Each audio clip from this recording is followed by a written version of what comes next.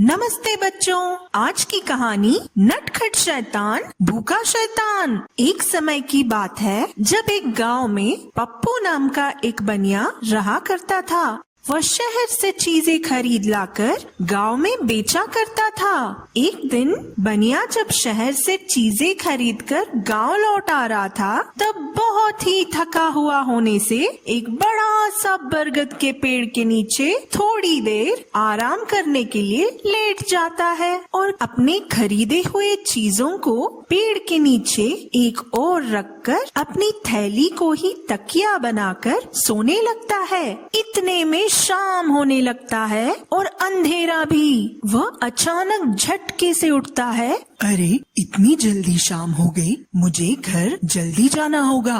पप्पू जल्दी से गांव की ओर चलने लगता है। अचानक रास्ते में उसे किसी की हंसने की आवाज सुनाई देती है और वो इधर उधर देखने लगता है, लेकिन उसे कोई भी दिखाई नहीं देता है। उसे कुत्तों की भौंकने की आवाज और लोमड़ियों के रोने की आवाज सुनाई देती है।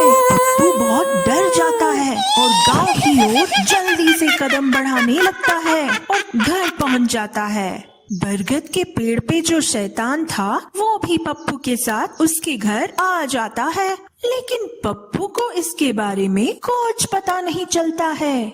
हाँ, घर तो पहुंच गया। सबसे पहले खाना बनाकर खाना है, बहुत भूख लगी है। पप्पू जल्दी जल्दी अपने लिए दाल, चावल और सब्जी बनाकर खाने की तैयारी करता है। इतने में पप्पू के साथ जो शैतान आया था वो घर की अटारी पर जाकर बैठ जाता है और ऊपर से सब कुछ देख रहा होता है। पप्पू बनाया हुआ खाना और पानी ले आकर खाने के लिए जमीन पर चटाई फैलाता है। अरे, पहले नहा लेना ठीक होगा, फिर खाना खाऊंगा, नींद अच्छी आएगी। पप्पू नहाने चला जाता है। इतने में अटारी पर का शैतान नीचे उतरकर सारा का सारा दाल, चावल और सब्जी खा लेता है और पप्पू को आता हुआ देख फिर से अटारी पर जाके बैठ जाता है। पप्पू जब बर्तन का ढक्कन खोलता है तब खाली बर्तनों को देख हक्का बक्का रह जाता है।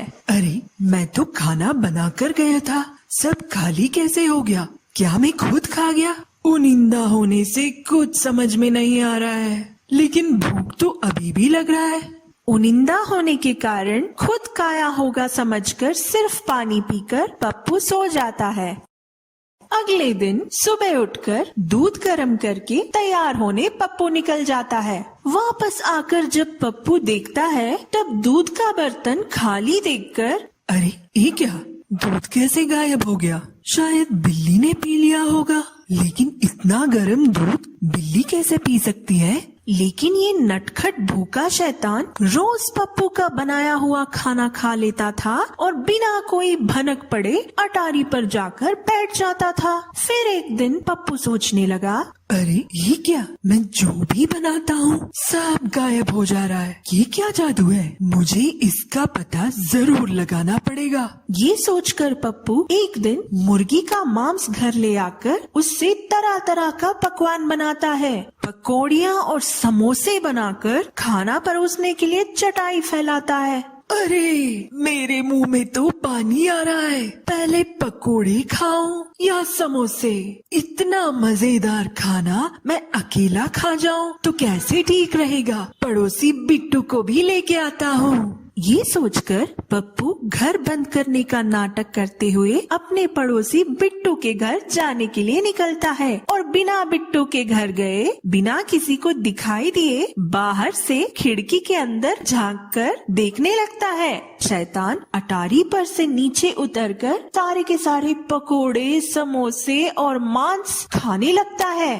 पप्पू भौचक्का रह जाता है। कुछ भी करके उस शैतान को अपने घर से भगाने का तरकीब सोचने लगता है। इतने में उसे पंडित जी दिखाई देते हैं। पप्पू पंडित जी से अपने घर में जो हो रहा है सारे के सारे शैतान की करतूतों के बारे में बता देता है। पप्पू की बात सुनकर पंडित जी कहते हैं, कल से गांव में कोई भी अपने घर में खाना नहीं बनाएगा। सुबह के नाश्ते से लेकर रात की खाने तक सारा का सारा खाना मंदिर में बनाएंगे। फिर देखता हूँ वह शैतान मंदिर में कैसे आता है और खाना ले जाता है। पप्पू बहुत खुश हो जाता है। वो अगले दिन घर में बिना कोई खाना बनाए मंदिर निकल जाता है। पप्पू को घर से गया हुआ देख शैतान अटारी पर से नीचे उतरकर रसोई में खाना ढूंढने लगता है, लेकिन उसे कुछ नहीं मिलता है। निराश होकर शैतान अटारी पर लौट जाता है।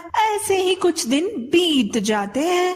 शैतान को मंदिर में बन रही खाने के बारे में पता चल जाता है।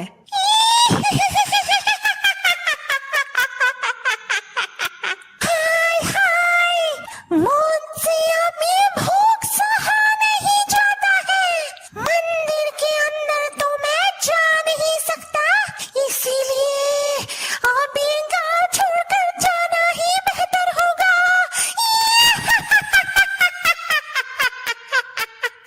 बच्चों, हमारे अगले एपिसोड में नटखट शैतान भूखा शैतान पार्ट 2 देखेंगे। बाय बाय बच्चों।